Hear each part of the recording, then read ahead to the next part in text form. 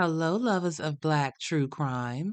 Let me welcome you to the Noir Nation. If I asked you to name me three Black serial killers, could you do it? What about a Black person that's pulled off a heist of epic proportions? Don't worry, I couldn't either. But being a lover of true crime and all things Black, I decided to combine these two passions into a true crime podcast exploring some of the most intriguing and lesser known criminal masterminds with a melanated leading cast. Each week, I will bring you the stories of some of the most prolific criminals you've never heard of. I'm your host, Renee Davis, and this is the Melanin Mayhem podcast.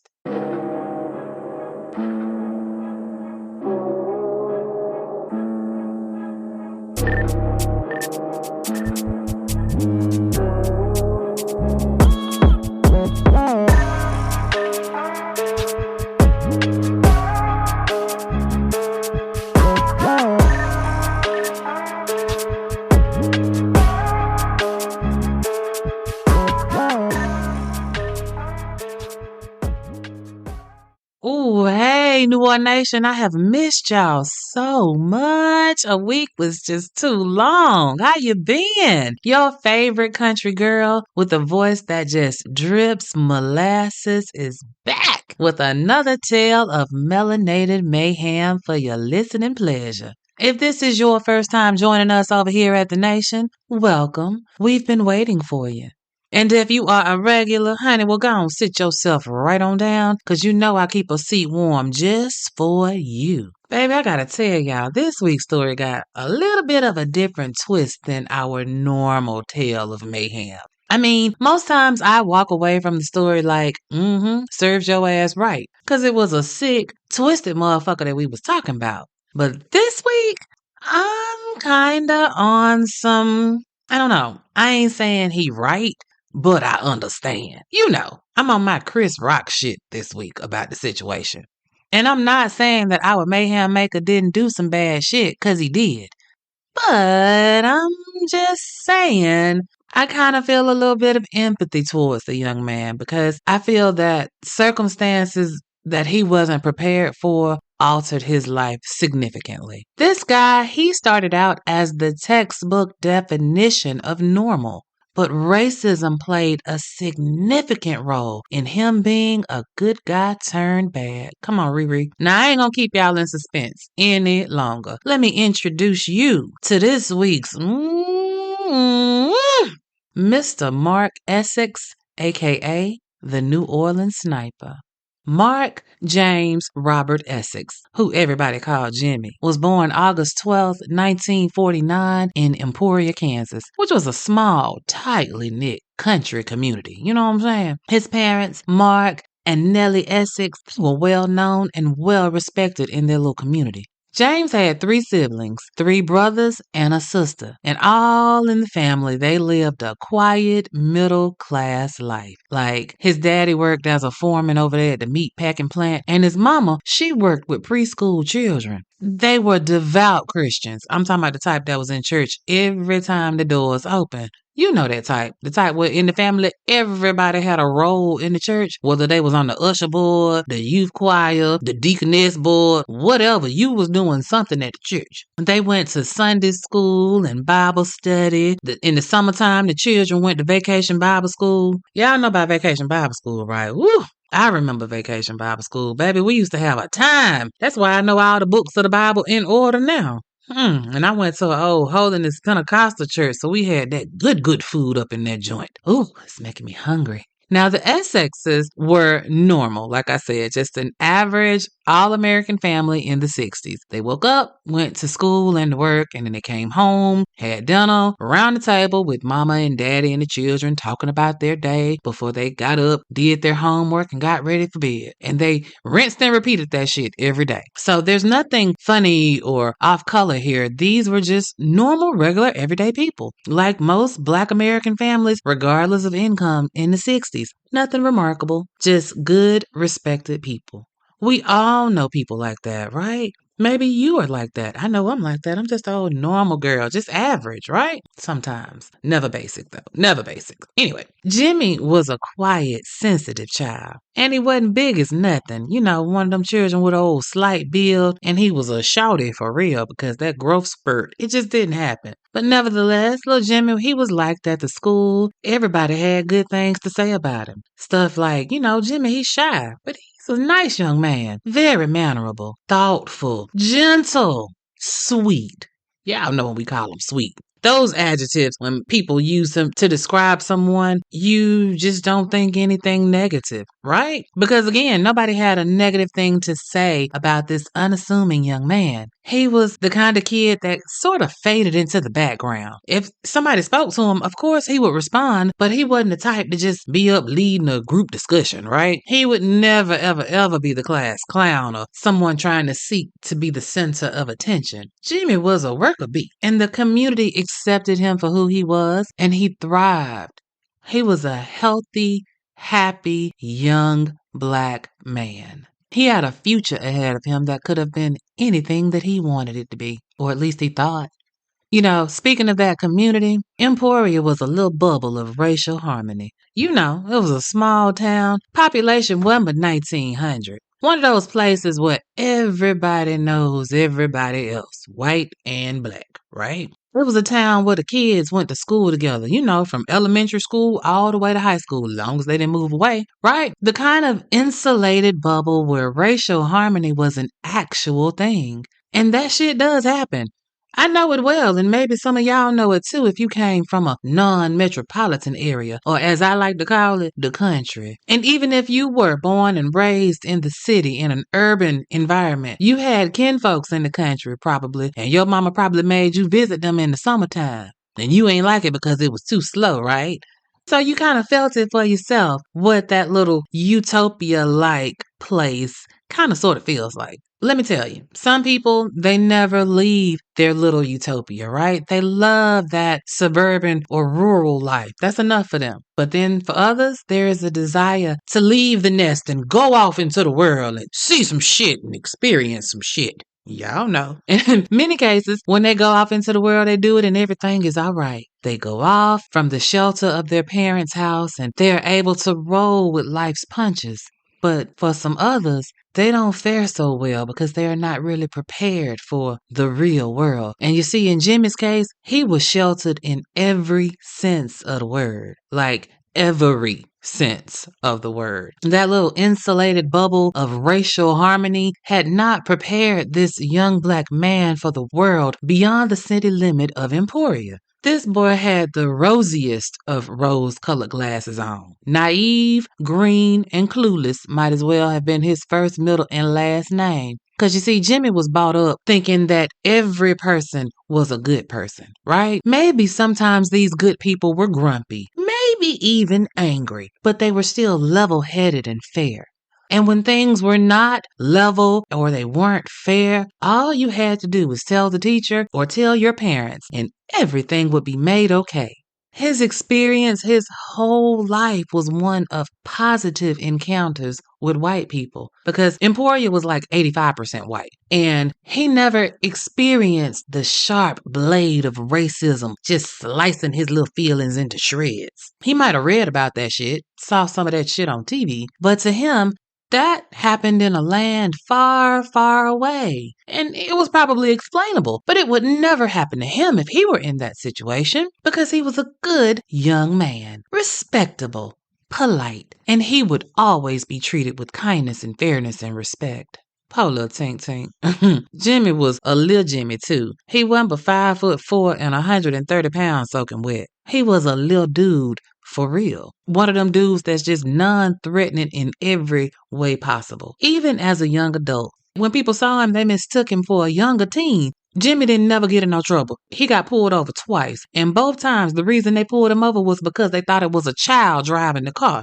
So again, non-threatening little dude. Keep that in mind as I keep this story going. Jimmy had a little girlfriend, high school sweetheart, and Jimmy dated. I mean, he was a kind, gentle boy, and he dated girls both black and white because remember, in Emporia, this is a little bubble of racial harmony and everybody gets along. So Jimmy had no issues with white people at all.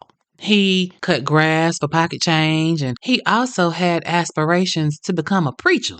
Ooh, yes, honey. He wanted to save souls. And spending all that time at the church from the time he was baptized to the day he actually left Emporia, it really made a mark on Jimmy. He would seek out his pastor and engage him just so he could be soaking up the knowledge and all of the good feelings that being in church brought him, right? So he's volunteering at the church. He graduates from Emporia High School in 1967, and then he went over to the meatpacking plant with his daddy for a little while and worked over there for a little minute, but he ain't really like that. All that raw meat and shit. He just wasn't built for the factory, right? He was still over there at the church, but the church wasn't paying him because he wasn't a minister. And he wanted to go to seminary school, so he's, trying to figure stuff out. He went and took a semester over at the local community college. He ain't really like that either. So, probably seen the commercial on TV about the GI Bill, and he realized, if I go in the military, I can go to seminary school and let the military pay for it. It seemed like maybe this was an idea that was ordained from above.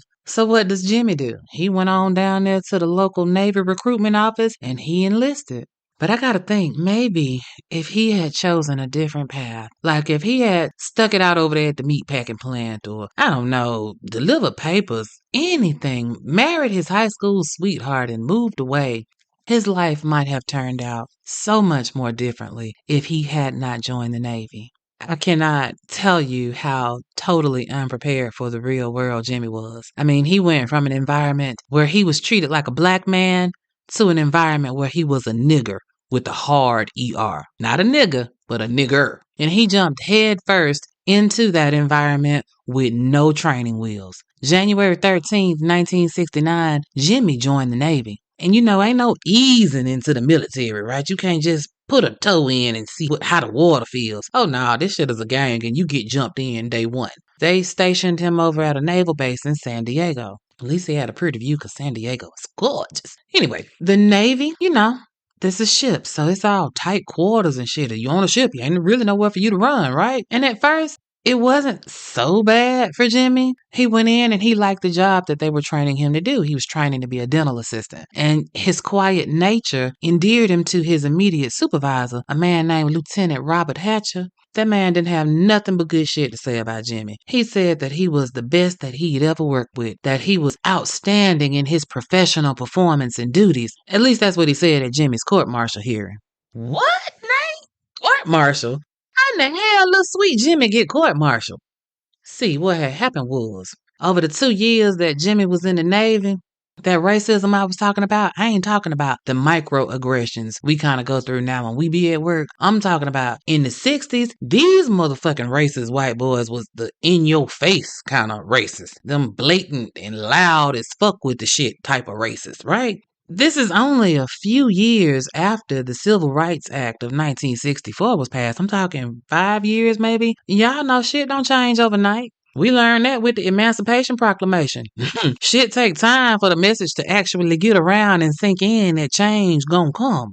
And the military, it's always had a little bit of a reputation for fucking over melanated people. And at this point in history, they were not ready yet to be woke. They weren't DEI friendly. They weren't necessarily allies of the melanated servicemen and women within their ranks. You seen the movies. What's my favorite one? Cookie! Give me my steps, Cookie! I don't even know the name of that movie, but I love that. That's when I really like Cuba Gooding Jr., but I digress. I don't need to go into detail about how far we've come and how much more work there is to do because y'all know, y'all will act just like me, most of y'all. And if you are listening to this podcast and you are not of the melanated kind, you obviously are an ally and you understand too. Keeping this thing going, them motherfuckers was giving Jimmy the blues, left, right, and sideways. And because of his little slight, short stature, he was an easy target. I'm talking about every day, all day. They worked overtime to make Jimmy's life a living hell.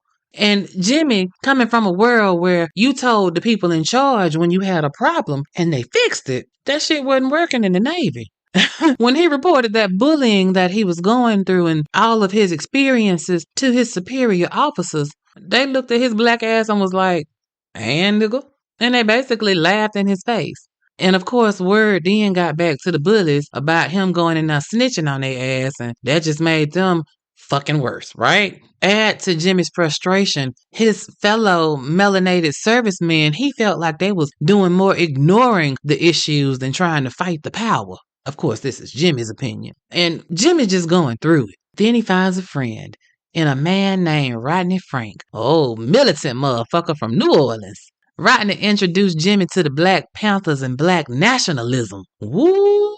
Baby, you know, I told y'all Jimmy was green, and he ain't know nothing about this shit. When he learned about the Black Panthers and black nationalism, Jimmy was like a pig in slop. Let me tell you, honey, he realized that there was a whole world out there of people willing to stand up for black rights. Baby, it was a boost to his self-confidence. It gave him the strength that he needed to keep going, even while having to deal with them audacious motherfuckers all day, every day. But then, you know, in the course of time, a few things happened, and it kind of set Jimmy on a new course in life. Y'all know, maybe you don't, but you can only poke a scared dog for so long before he snap on your ass. And I ain't calling Jimmy no dog. I'm just saying, if you think about the adjectives that people use to describe Jimmy, what I see is a Labrador retriever. Sweet, kind, helpful, gentle, right? When you think of animals, that's a Labrador. But if you fuck with that Labrador long enough, it will show you that it's a canine and can be about that business, especially when the Labrador start hanging with the pit bulls. Y'all know about them quiet ones. When they jump off the porch, shit, they can be the biggest, craziest kinds of outbursts that you have ever seen in your life.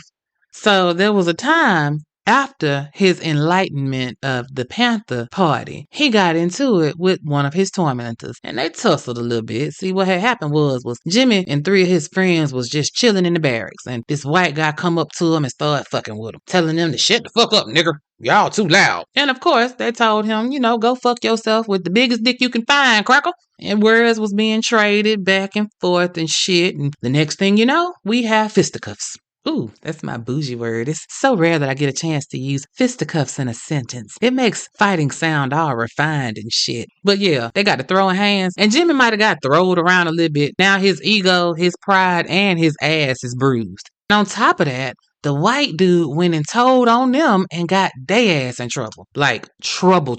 Y'all know when we say it twice, we really mean it. I'm talking about the kind of trouble where you got to go stand in front of some people and they're going to pass judgment on you kind of trouble. And again, Jimmy is trying to keep it together. He is holding it all in until one day, it was just too goddamn much. Jimmy is walking on the boat, just minding his own black business, when a white dude see him and then say some shit like, the good old days, when the only time you saw a nigger on the ship was when he was down in the gallows.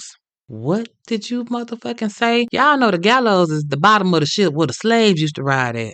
Baby, that's some bullshit to say. And when I read the shit, I kind of felt like the man had spit on me, and this man probably been dead for 50 years. Hell, I don't know. But it was going down, and I wasn't even there. But it did go down.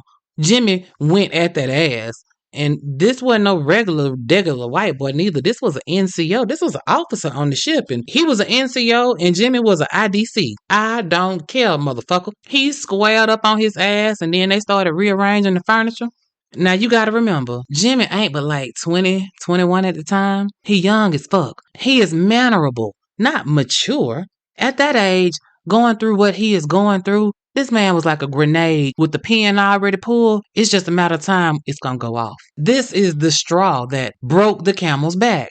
Jimmy is pissed, and he has had fucking enough. He went and hollered at his boy Lieutenant Hatcher. You remember his white supervisor, the one who had his back? So he went over there to go vent and rage against the man. To a white man. Just not a racist white man, but still the man. He went to the man to rage about the man. Go figure there.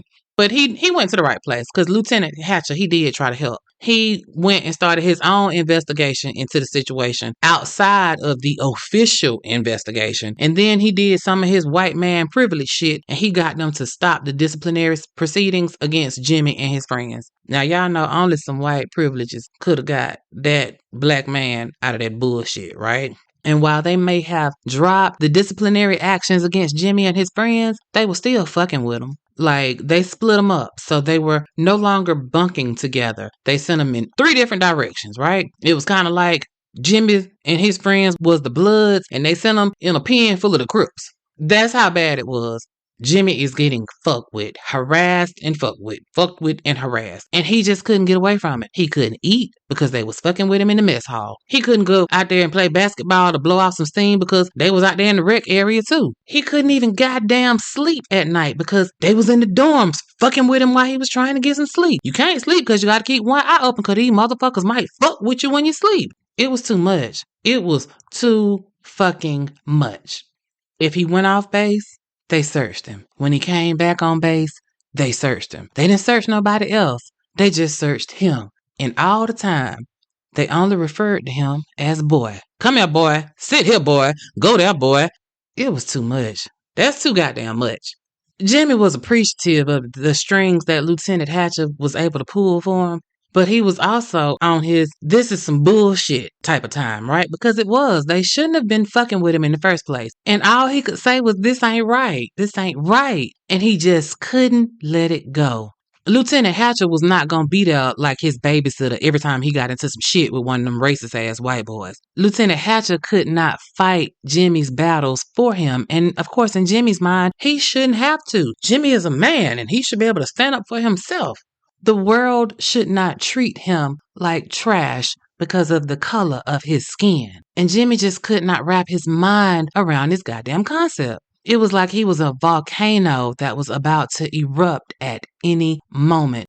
And rather than explode and go the fuck off on somebody, he just throwed the deuces at the Navy. At this time, he had been in the service for about 2 years, so he still had 2 to go. Jimmy went AWOL, October 1970. He left the base walking and he didn't know where the fuck he was going.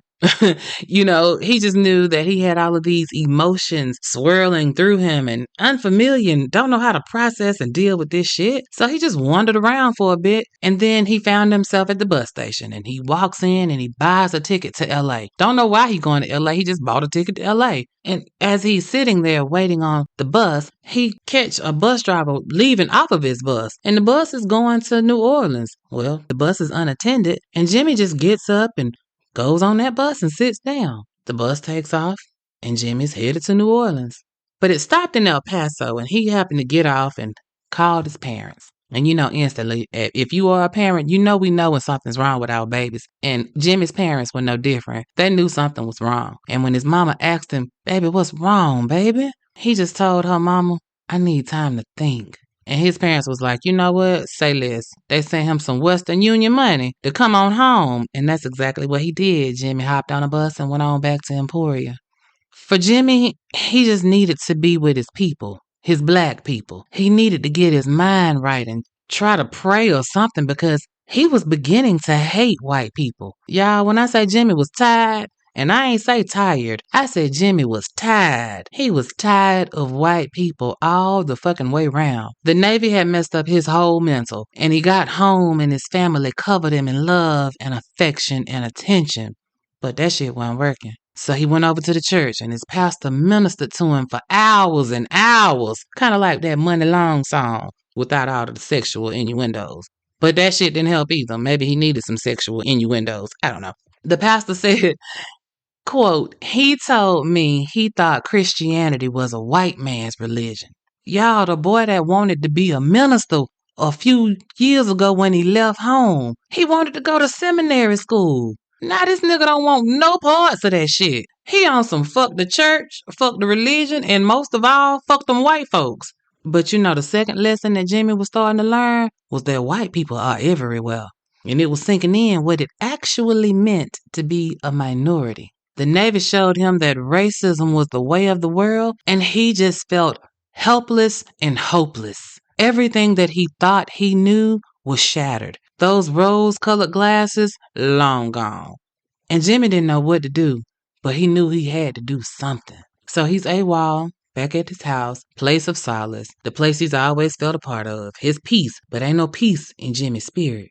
Cause y'all know once you see things the way they really are, you can't unsee that shit. There is no going back. And while the community tried to help, cause remember everybody knew Jimmy, everybody know everybody, so his struggles were not a secret in this little bedroom community. Even his white friends was trying to engage, but y'all know Jimmy wasn't having none of that shit. Oh, no, no, no.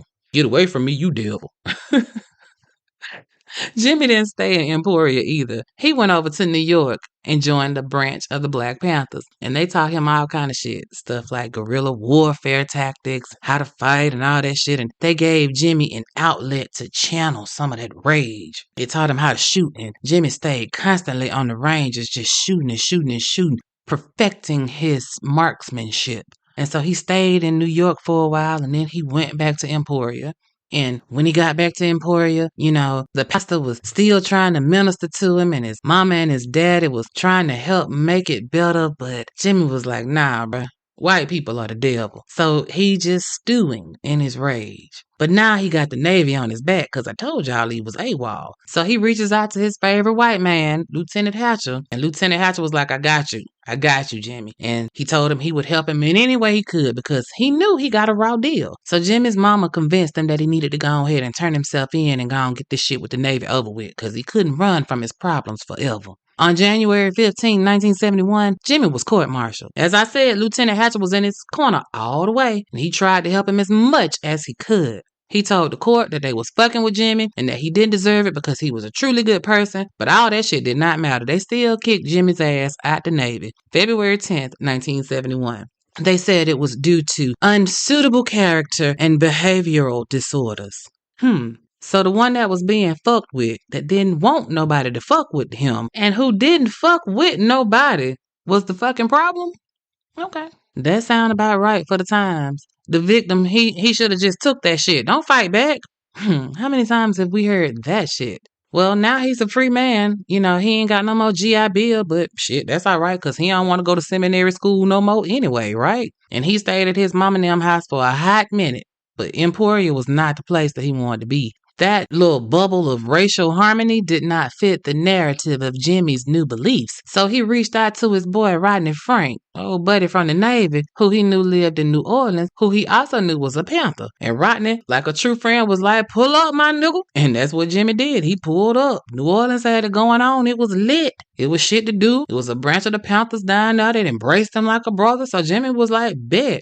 Rodney let him crash on his couch, so he had somewhere to stay. His mom and them kept checking on him and, keeping the love coming from afar, so he was all right. And for a while, Jimmy was going back and forth between New Orleans and Emporia every so often to check in on the family and make sure everybody was all right and let them see him in person. But after a while, the pull of New Orleans was too much, right? So he decided to permanently move to the Big Easy. In November of 1972, he moved into a $40 a month, 3-room apartment that became his new home. Can I pause for a minute and say $40 a month? Do y'all know what I would do for some $40 a month rent? I would pay my rent up for 20 years. Don't play with me.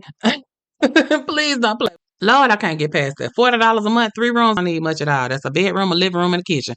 And I guess a bathroom in there somewhere. Anyway, I digress. I done went all off on a loop. Anyway, Jimmy was not an outgoing guy. I told you that by any stretch of the imagination. He was friends with Rodney and a couple of the dudes from the Panthers, but he wasn't hanging out on Bourbon Street and shit getting drunk. He was out there organizing and protesting and all of that shit. Power to the people. Because I'm telling y'all, Jimmy was 10 toes down for the cause. And Jimmy didn't even like to drink. He was more of a Coca-Cola kind of man. You could call him the all-time designated driver because Jimmy was always sober. He might hit the joint every once in a blue moon when he was in a comfortable setting, but he preferred to keep his wits about him at all times, always in control, right? He ain't like to feel inebriated. He still wasn't fucking with white people either.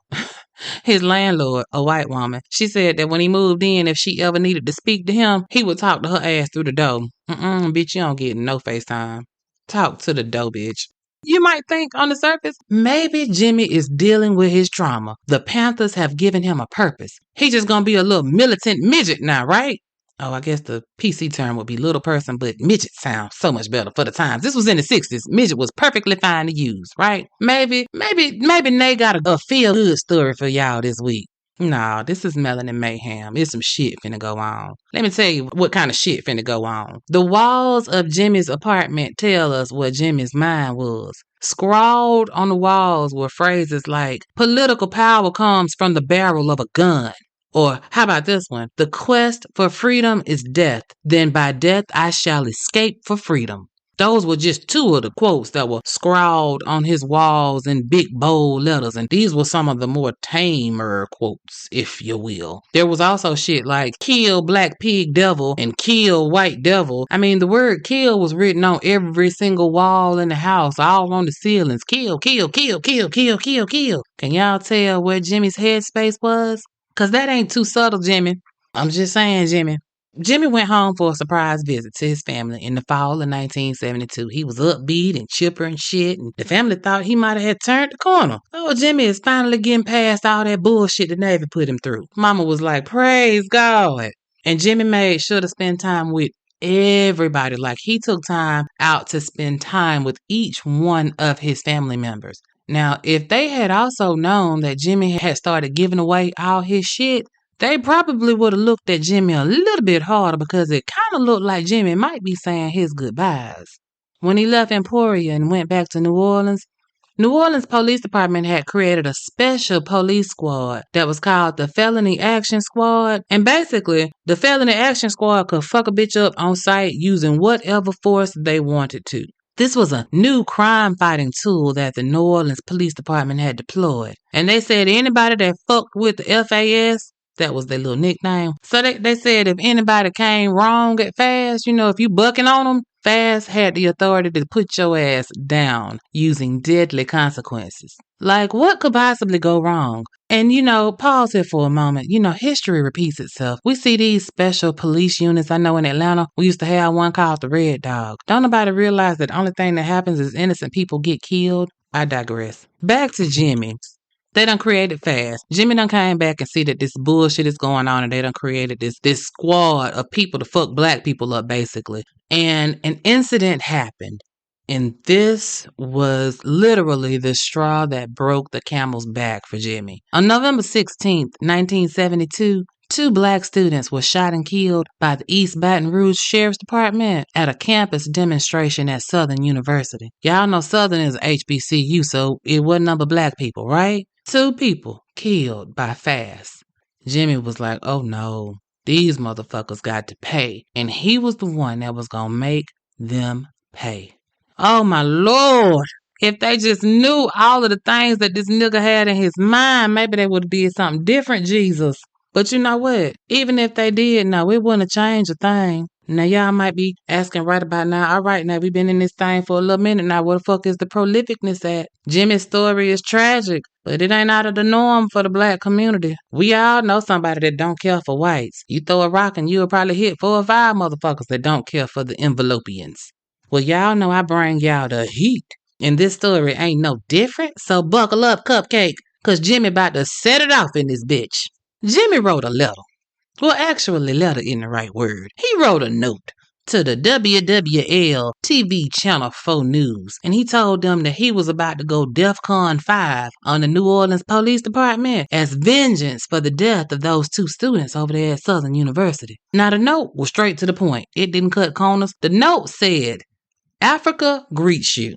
On December 31st, 1972, approximately 11 p.m. in the downtown New Orleans area, the police department will be attacked. Reason? Many. But the death of 2 innocent brothers will be avenged, and many others. P.S. Tell Pig Garuso the Felony Action Squad ain't shit. Signed, Mata. M-A-T-A. Mata was Jimmy's name in the Panthers. So this nigga done gave them an advance warning that some shit about to go down. He gave them the when and the well and the who. That was some of that polite, gentle Jimmy shit obviously coming out, because who the fuck tell the police to plan before we execute that motherfucker, Jimmy? However or whatever, I guess they didn't believe him. And that would be their bad, because Jimmy was fucking serious. Jimmy went and got locked and loaded. That motherfucker had a bag with a Ruger 44 caliber rifle, a 38 caliber revolver, a shit ton of ammunition, some firecrackers, a gas mask, some wire cutters, and lighter fluid.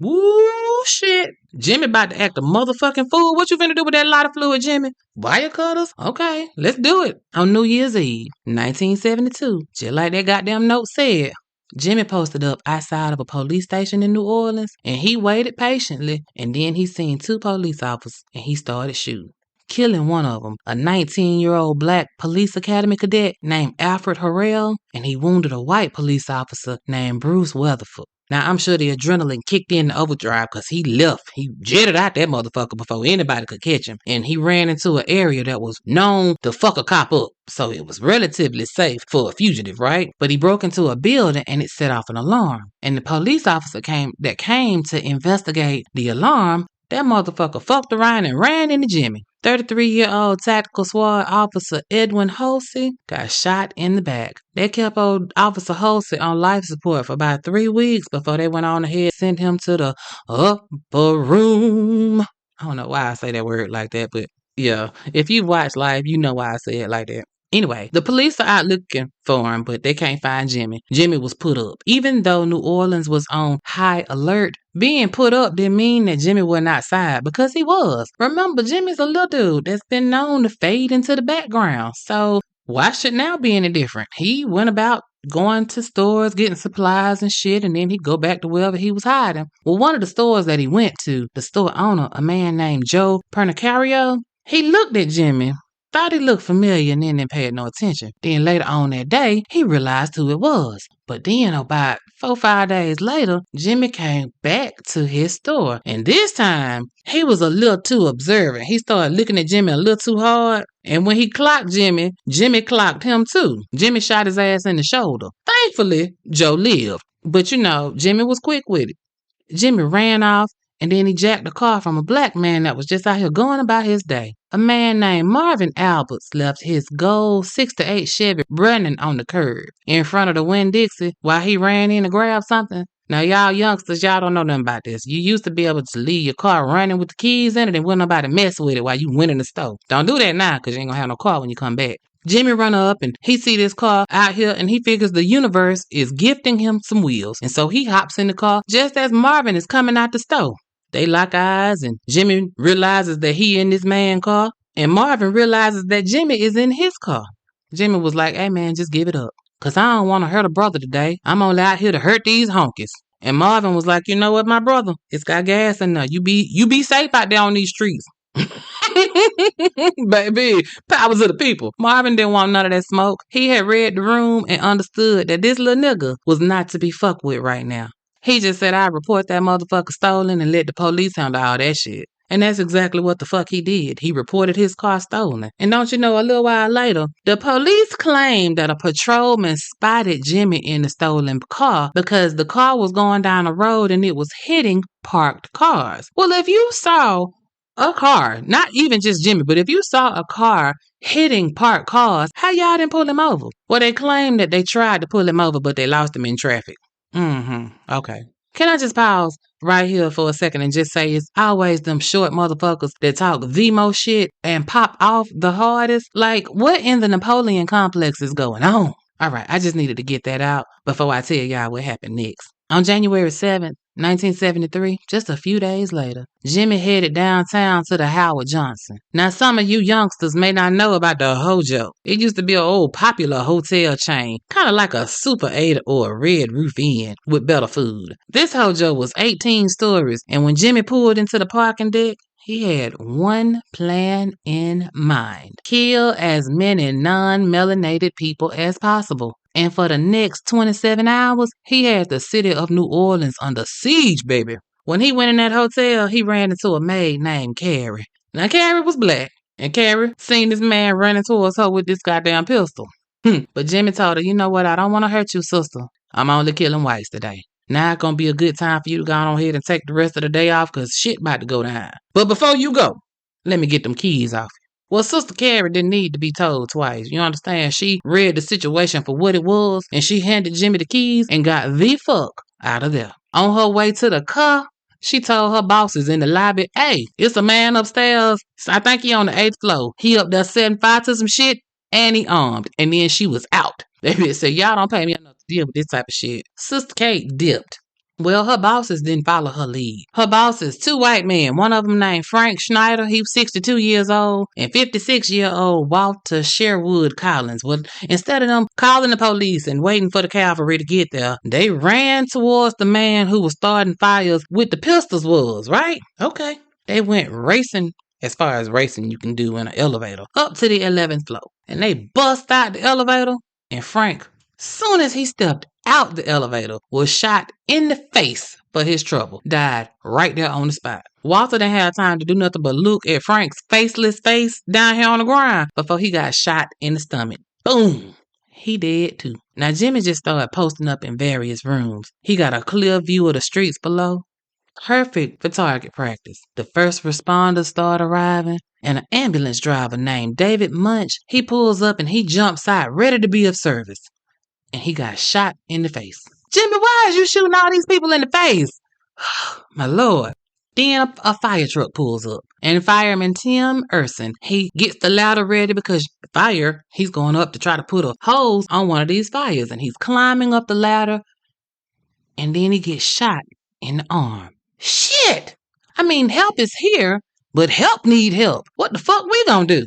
Okay, there go a police officer. The cavalry is finally here. Officer Phil Coleman, 26 years old. He pull up on the scene ready to police the hell out this situation, right?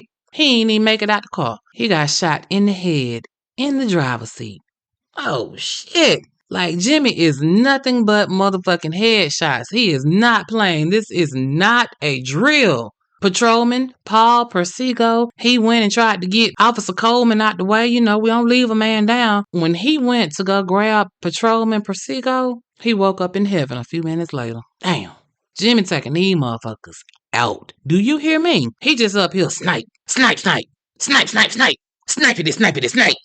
Man, this is a hotel, mind you. There are people in the hotel, guests in the hotel, and these guests are starting to hear popping sounds and they're hearing the fire alarms blaring. So they start coming out their rooms naturally to see what the fuck is going on. But I'm gonna tell you this, I don't like talking ill of the dead, and everybody can Monday morning quarterback, but I'm gonna tell you this. If you hear gunshot, perhaps you should stay in your room, make a 911 call, and wait for somebody to come get you. What you don't want to do is poke your head out your room to survey the situation. Look out the peephole and see what you can see. So you also don't want to walk up to the gunman and ask him questions. Like, now is not the time, sugar.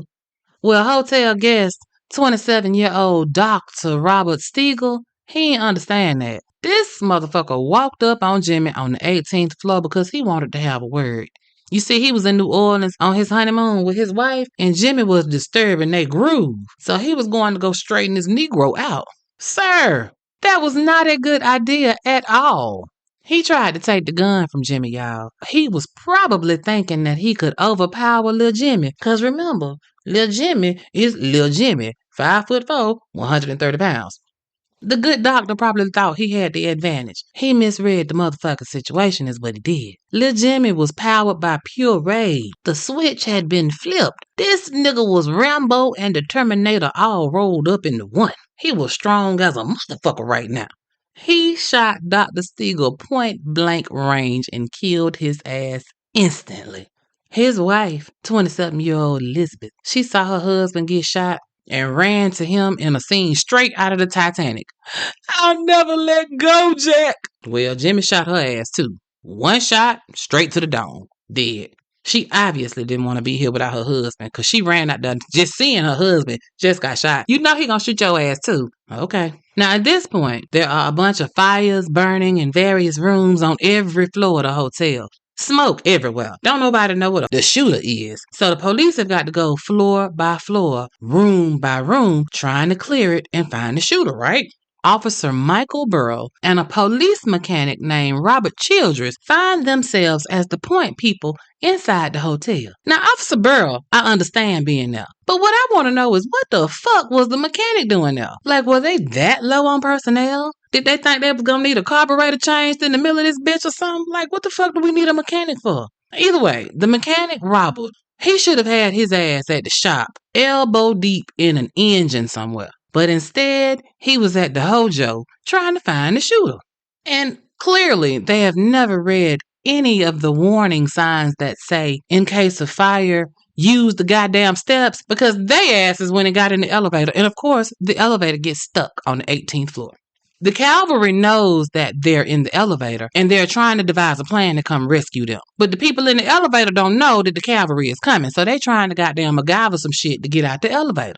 Officer Burrow decides that he gonna go out the trap door and shimmy his ass down the elevator shaft. Sir, that shit only works for Bruce Willis and Die Hard movies. I'm gonna tell y'all, Officer Burrow made it from the 18th floor to about the 3rd or the 4th floor before he lost his grip and fell like 20 feet.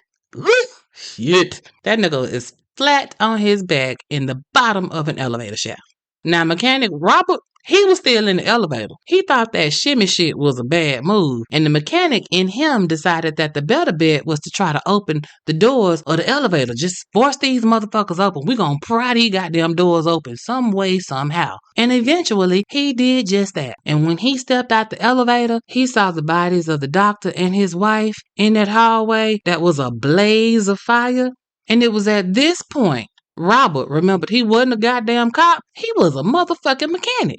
He said, the hell with this shit, jumped his ass back on the elevator and pulled them doors back shut. Smart move, Mr. White Man. You better know your place. You ain't no damn police, so stop acting like you are. Old mechanic Robert decided he didn't even want to be in the elevator no more, so he went down the trap door too. But he took his time and didn't slip. And you know what? That's the last we heard from Robert the mechanic. He got the fuck out of Dodge. Now, I told y'all the cavalry was trying to make their way to the elevator to save Officer Burrow and Robert the mechanic. They didn't know that they wasn't in the elevator no more, so they racing up the stairs, heading to the top floor. And what's crazy is that the deputy police superintendent, a man named Louis Sirgo, he's leading the way. Now, why is the number 2 man in the police department here leading a team of men? Shouldn't you have been outside somewhere giving orders or back at the headquarters safely in your office? I mean, I ain't knocking the heroicness of it all. I'm just saying normally chain of command, the higher up the chain, them motherfuckers be the furthest away from the action. Well, he wasn't, and he was leading this squad for this rescue mission, and when he came out the door, he got shot in his stomach, and the way the bullet went in, it exited out the back of him, and when it did, it ripped 3 inches of his spine out. Like, god damn, Jimmy, you wasn't playing with they asses. Oh, shit. Now, I told y'all the safest place in the world is in your locked room, right? Well, one of the hotel guests, a man named Robert Burmish, he thought the safest place was going to be out there by the pool. That nigga was wrong, or that white man was wrong. He ran head first into Jimmy. Jimmy looked at him. He looked at Jimmy. Jimmy took aim and shot Robert 1 time, and Robert fell in the pool. But Robert had all his clothes on, and when he fell, the jacket that he had on kind of filled up with air a little bit. So when he fell in the pool, it acted kind of like a life preserver, and he was able to float. And that white man played dead. He stayed in that pool for 3 whole hours until the cops came and cleared that motherfucking area. Now, that's a smart man. It's out of character for most of the Caucasoid tribe, though. But damn if Robert ain't got just the teensiest little bit of black in him after all. Because, again, this man played possum in the pool for 3 hours. Ooh, I bet he was wrinkled than a motherfucker. But he was alive, so who gives a fuck, right? He told police, though, when they asked him who shot him, he said the man that shot him was 5'8" with an afro and a goatee, wearing a light tan jacket. Now, I done told y'all 100 times, Jimmy is short. He is 5'4". Jimmy had a close shave. He was in the military. He ain't had no goddamn afro, and he ain't had no facial hair at all. Not to mention, he was wearing a black turtleneck and some green fatigues. Y'all see how them eyewitness accounts be all the fuck off? Even at point blank range, a motherfucker will be wrong as fuck about what a person looks like. Now, at this point in the siege, between the 2 shootings over 2 days, 10 people have lost their lives and another 20 wounded, all mostly cops. The police had command positions on the ground, in the hotel, and in the buildings that surrounded the hotel. And they would be there for another 20 or so hours before it would all be over. There were snipers on the roof. Them motherfuckers was ready to go. But then there was a whole lot of nothing because they still couldn't pin Jimmy's ass down. So now what the fuck they gonna do? I tell you what the fuck they did. They called in the military for help. Sure did. The police superintendent called in help from the Marines, and they sent 3 Marine helicopters from the Callender Naval Air Station for backup. So they put police snipers inside these helicopters with these machine guns, and they just started circling the Hojo. They circling the Hojo. Circling the Hojo. Hit it with the floodlight. Circling the Hojo. Looking for that nickel. Circling the Hojo. And that shit just went on and on and on. And then at some point, Jimmy came out his hiding spot. This nigga had been on the roof the whole time. It was this little bunker type of situation up there, and that's where he had been hiding. And on some real Queen Latifah, let's set this motherfucker off type of energy, Jimmy popped out on their ass with his rifle and started shooting at the helicopter. Pop, pop, pop, pop. And then he tried to run back to the bunker. But bruh, once you showed your face, it was much too late for all that. He had given them position, and baby, them motherfuckers went to work. When I tell you they opened up fire on Jimmy like he was Osama bin Laden, and they kept on firing, and kept on firing, and kept on firing. Let me tell y'all, they put so many motherfucking bullets in Jimmy that Swiss cheese don't even begin to describe what was left. His autopsy showed that he had 200 gunshot wounds. 200. Not 200. 200. They shot at him for 4 minutes. Did you hear me, Church? I said 4 motherfucking minutes. Do you know how long that is? If I was to sit here and not say nothing for 4 minutes, you would turn this goddamn podcast off. Imagine them sharpshooters was lighting his ass up. The military helicopters, they just floating in the sky, just shooting at Jimmy. Like, they literally did an actual scene from The Matrix. You remember when all them bullets just kept falling from the helicopter? That's what they was doing. Imagine it. A goddamn helicopter was firing at him, along with every other cop. A clear shot of the roof of that building. Everybody in New Orleans was shooting at Jimmy for 4 goddamn minutes. 200 bullets. Hit him. How many missed? I mean, he was dead after the first 10. Shit, the nigga was dead after the first 10 seconds. Them police took all their anger and frustration out on his ass because he had killed so many police officers. Oh no, they was not gonna let him leave there undesecrated. Oh no, no, no. 200 bullets? I mean, he a little dude to start with. He don't have that much body mass. You know, I'm talking about body space. What if you laid him down? If you tried to put 200 bullets on his ass, you couldn't put 200 bullets on him. He would be completely covered and you would still have some bullets left. This nigga was bite-sized for cloud's sake.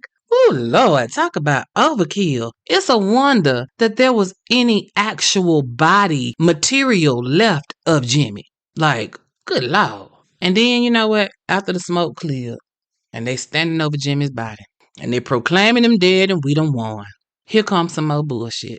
Because now, they can't believe that this little nigga acted alone. Oh, no, no, no.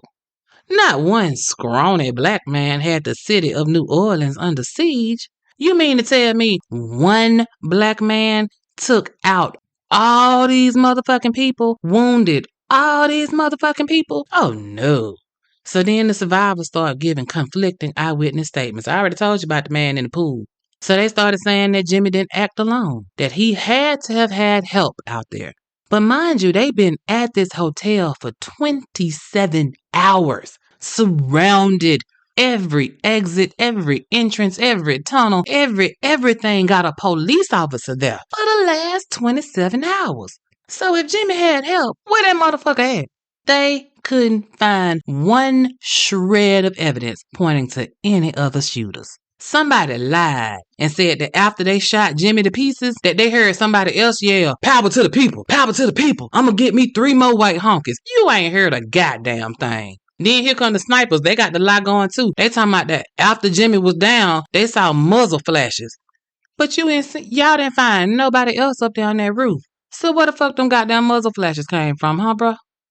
Let me tell you something. It was not another person of color inside of that hotel. Not guest, not worker. They had cleared the hotel out. So what the fuck was Jimmy's accomplice, right? Not another brother in that hotel. So then they started saying, well, he must have got away. But then there's just the problem of those 250 police officers in, around, and surrounding the hotel. And them motherfuckers wasn't even letting roaches walk past them without fucking them up. And they was like, did nobody make it past our lines? And I believe them. How the fuck did another killer slip past all those goddamn police officers who was ready to fuck a black man up on sight, right?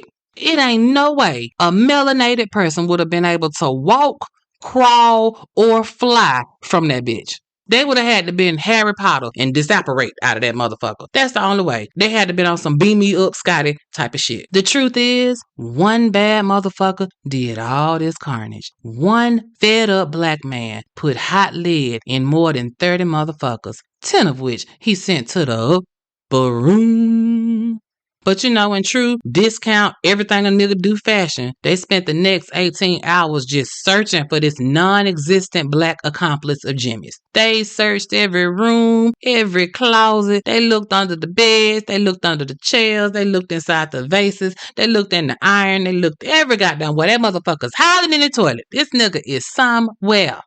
No, he wasn't. They came up empty. All they had was Jimmy's bullet-riddled body. And even though they didn't find so much as a hair follicle belonging to somebody else, the superintendent of police, this motherfucker said when asked, I can't say whether or not Jimmy acted alone. He just could not believe that his officers was hallucinating about all those extra gunshots that they claimed they heard and saw after Jimmy was dead. Okay, call it what you want. But if a motherfucker had been there, he or she would have been caught. Mark Jimmy Essex was laid to rest in Emporia by his longtime pastor, the same one that tried to talk Jimmy back into the light and out of the darkness.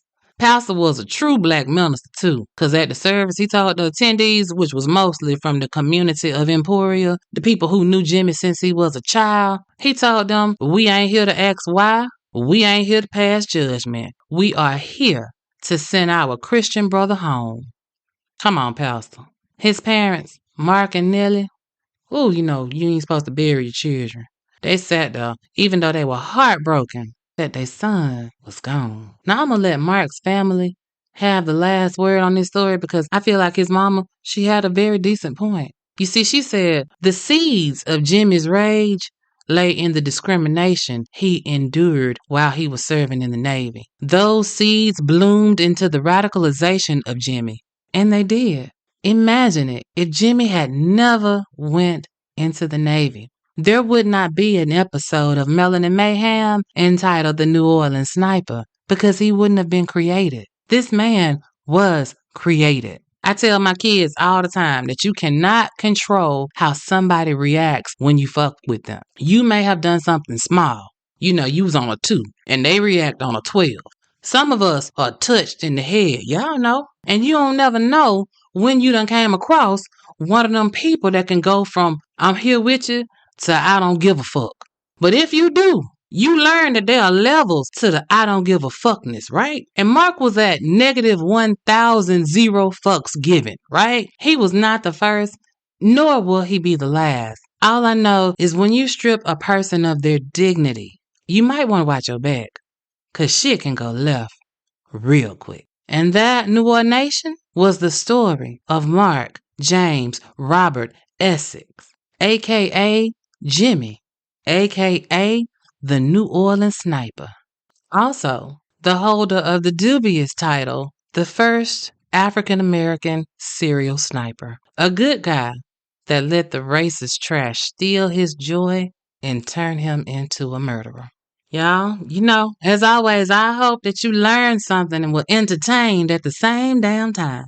And since you made it this far, you might as well go ahead and hit the like and subscribe button so that you can stay down with your girl. And if you see stars, go ahead and give me 5 of them. Then I need you to go over there and tell all your friends to get down with us over here at the New Orleans Nation. Because Melanin Mayhem is where it's at, baby. If you are the social media type, go ahead and look me up over there too. I'm Melanin Mayhem PC on X and Melanin Mayhem Podcast on Instagram and Facebook. If you know of a melanated baddie that needs some airtime, go ahead and send me a line over at melaninmayhempodcast@gmail.com. Y'all, it's going to be a long week. I'm going to miss y'all so much. But as long as I know that you remember, if you stay ready, you ain't got to get ready. New Orleans Nation, I'm Renee, your favorite Melanin Mayhem storyteller, and I'm out.